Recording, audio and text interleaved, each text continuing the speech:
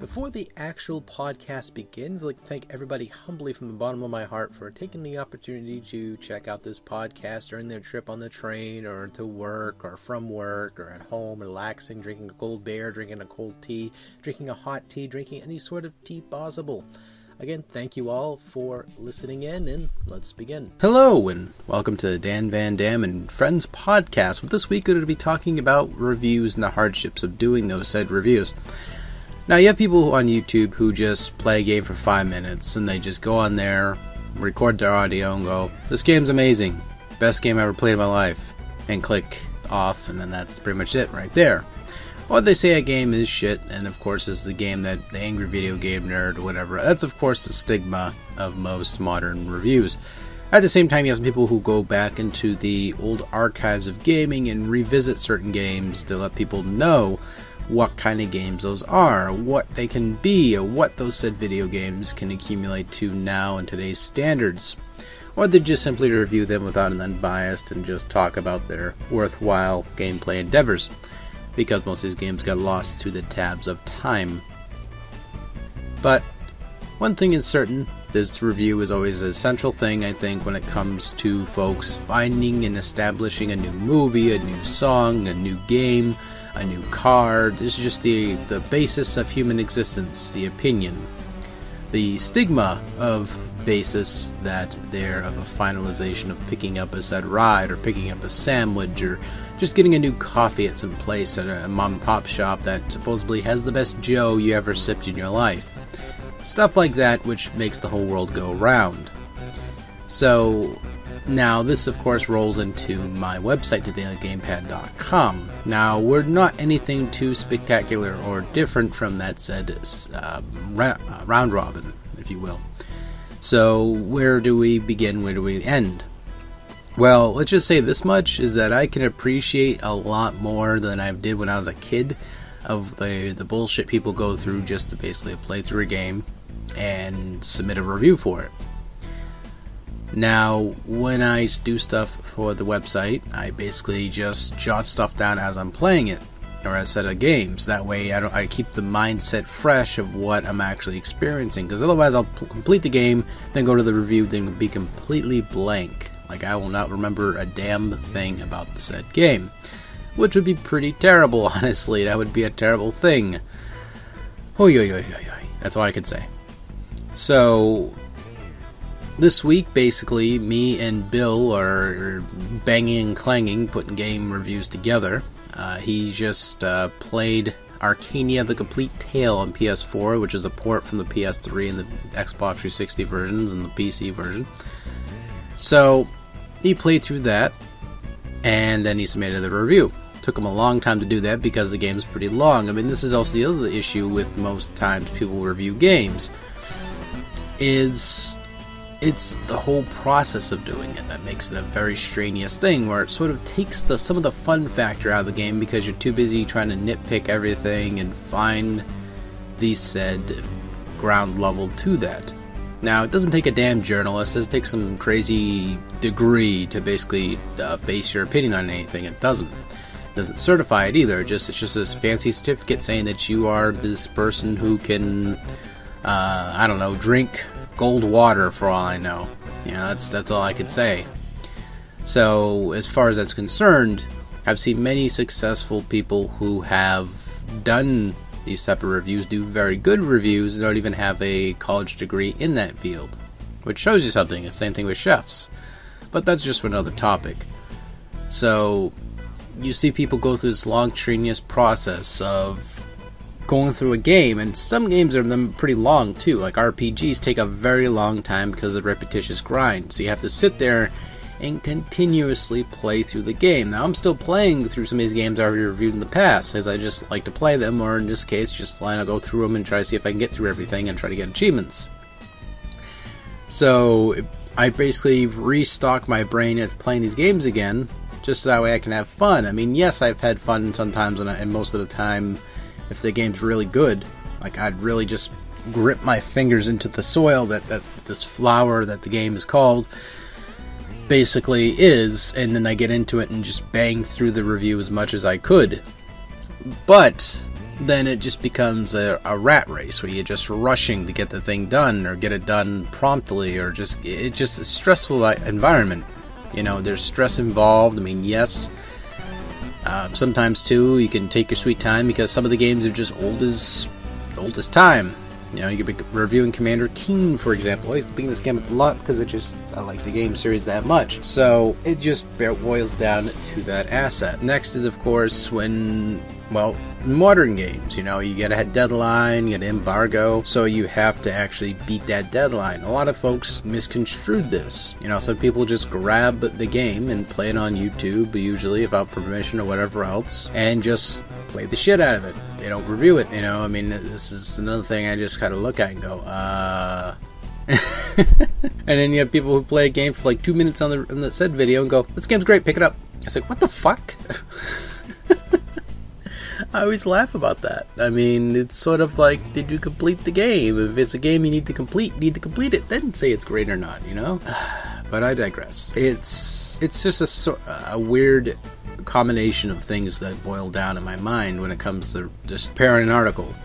Again, as I was saying before, as I play through the game, I actually write down my notes. So that's a thing that usually accumulates a lot of time, as I was saying before. So when it comes down to the bare minimals, I always play a game for 15 minutes or something like that. Just an example, just 15 minutes. I pause, I take a break, then I reach over to the keyboard or I reach over to a notepad and jot down his little footnotes. Then when those footnotes are over, I go, okay.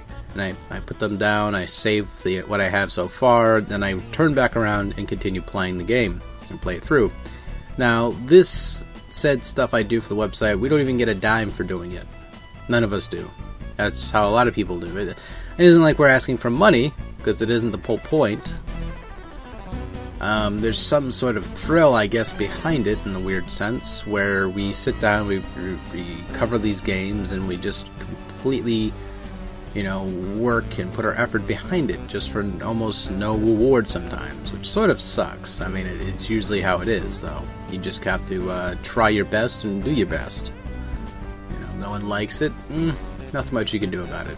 There's some people can be appreciative of it, or people can appreciate the idea and the concept of your article and say, hey, this actually helped me out in deciding my final verdict, purchases this game or not. Thanks for the opinion. See you later. Or then you have the other thing where people it's just sort of like gospel for them.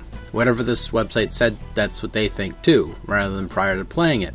The other double-edged sword to that is most people don't think for themselves too much, and sometimes it just turns into something that's not quite healthy. I mean, yes, sure, whatever. At the end of the day, it's their wallet they're using to spend the game, or buying for the game, should I say. So it just doesn't quite stimulate to anything else other than that. But anyway, here's some advertisements from some of our affiliates, and I'll be back with some more of this topic. Hey gamers, are you also into movies? Well, guess what? Scully.com is too. They like to cover many films from the cinema as well as Blu-rays and DVDs. So if you enjoy those personal assets, then hey, check out Scully.com where you can find some of your leading opinions when it comes to various movies. These guys know what they're talking about. They're not one of those type of folks who just watch a movie for 3 minutes and go, that's good, pick it up. They thoroughly watch each and every single film they watch together, of course, because they're a team over at Scully.com. So again, check them out at Scully.com, which is ASCULLY.com. Yes. On the topic of reviewing, now there's also very good things that come out of reviewing, as well as the genuine and blunt and forceful entry of honesty when it comes to video games, where some journalists can go a little bit too extreme, but then at the same time, I guess it's the right type of dosage for people to hear. You know, rather than the whole typical game of the year, blah, blah, blah thing, that people really go into a game, they really just say, alright, this game has this problem with it, and it fails on this level, on so many decibels. You know, things such as that, which I completely understand and completely want to hear sometimes when it comes to games. Otherwise, I don't want to hear people just bad-mouthing a game just because they just don't like how the pixels look. That's practically stupid. I prefer the reviewer, at least in my opinion, to look at a game for its gameplay, its core gameplay. Graphics are second to third, as far as I'm concerned. Yes, a game has to look nice in order to appreciate it at points, but other than that, it really doesn't take too much away from the game, depending what the kind of game it is. If it's like a puzzle game, I don't expect like super HD, sharp, crazy-ass graphics that makes my computer or my CPU melt down to the floor that I stand around. No, I just expect the game to play well and look well afterwards. But other than that, I digress. That's all I really have to talk about when it comes to reviews. Now, let's move on to a movie I just watched recently, which was called Kung Fury. Now, it does have some light gaming elements in there, that's why I'm throwing it in here for good measure. And plus, it does have a game, too, which I'll talk about that some other time.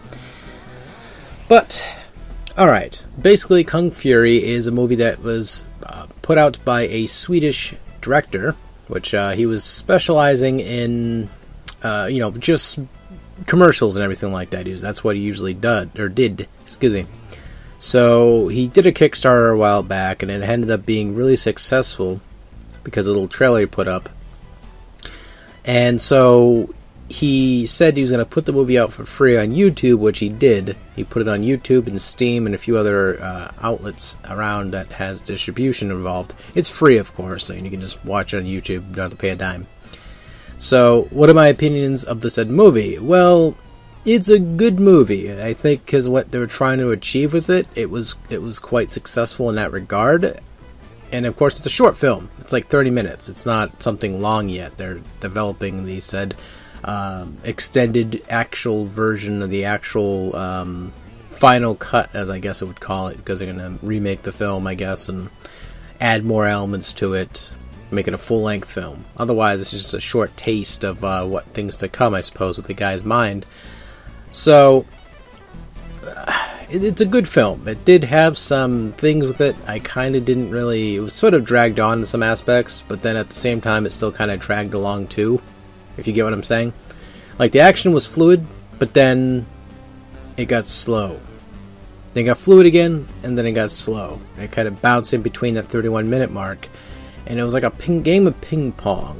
Like, it wasn't quite a disappointing game of ping pong. It was just sort of, they could have done without kind of thing.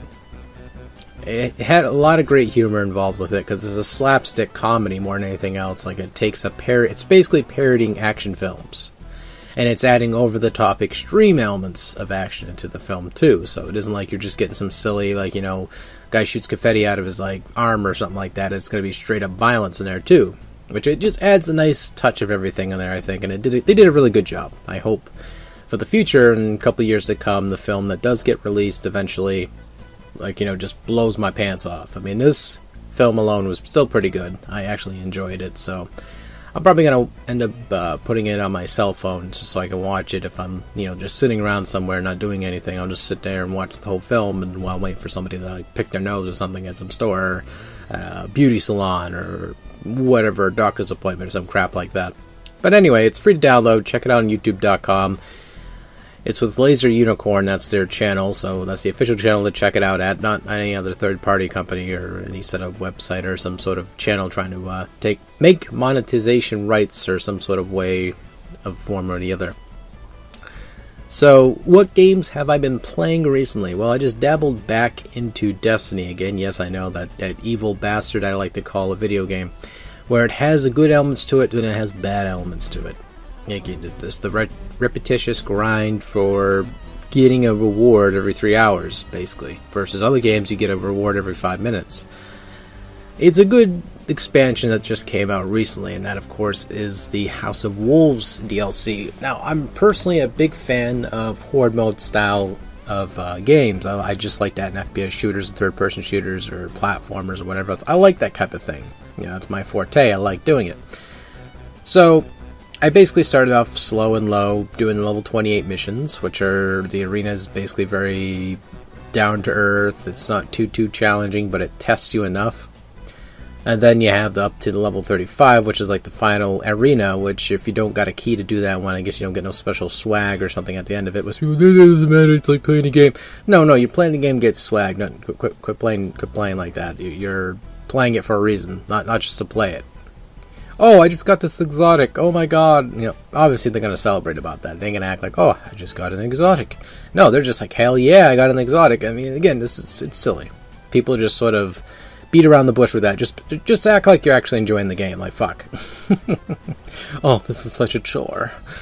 So, yeah, it's, to me, a really good DLC. Not necessarily worth $20 if you paid for it solely. If you got the DLC pack, I guess it kind of evens out to be a good price range, at least with the DLC itself. But again, if I would have paid $20 for it, I probably would have been really pissed off about that. They have a weapon that's introduced as well, which is called sidearms. Now, sidearms are just basically like semi-automatic pistols. There's another pistol, which is an exotic version, which is called the Drag something or other, which is a 3-round burst full auto pistol. It sucks. Like, I've looked at gameplay of some people using it, so people are going to argue with me, "No, it's good, just shut your mouth." It's like, no, it looks fucking terrible. It's a terrible looking pistol. What do you want me to say? A sidearm does not look like it adds up, even versus its purple buddy counterpart, which is the Viridian Dynasty. You know, the Dynasty alone is just a really good pistol. Or a sidearm. It works so well. It does such universal things. Like, you can stunlock a hobgoblin from turning its shield on. You can, just hurt a lot of enemies. Like, it's basically an only for fallen, generally how this content is based off of anyway. And it just is such a good secondary specialty weapon, or special weapon. It's awesome. It's highly regarded as something I really enjoy so far throughout the DLC the most. Some of the new armor involved isn't really nothing much to talk about. Personally, I'm not really too keen on most of them. I mean, the Hunter, I think this year, or at least this expansion is, or this DLC as they call it, they really pretty much got spoiled, I think, the most. I mean, Titan got kind of shitted on. They didn't really get anything too good. I mean, yeah, there's Crucible stuff or related items that you can get, but they're not really that great either. So it's sort of like, again, the Titan kind of got shafted. I mean, I mostly play the Warlock. I kind of play mostly the Hunter. Vaguely play the Titan. So I look back on it and go, damn, the Titans get screwed in this fucking DLC. I mean, they got some pretty pimp-looking arm or gauntlets, though, but it's still kind of eh. That's all I can generally say about that. So, yeah, I've basically been playing that. I've been playing a couple games I've been reviewing, and that's generally it. So if you want to check out those reviews on thedailygamepad.com, if you want a link to them directly, I'll try to post them on this said podcast for this week. I'll also post any other articles directly written by the staff here at thedailygamepad.com too. I'll put them on the YouTube counterpart of this, as well as I will put it on the said SoundCloud. So, yeah, that's all I got for this week. Thank you all for listening in as always. And word of mouth is quite important here at the podcast. So if you guys wish to help out the podcast in any way possible, you don't even need to donate. Just word of mouth. That's all I'd ask. All I'd ask from you. Because we do this said podcast free of charge, so it comes to out of no pocket cost to you at all other than your time spent. So, again, thank you all for listening in, and stay tuned. Bye.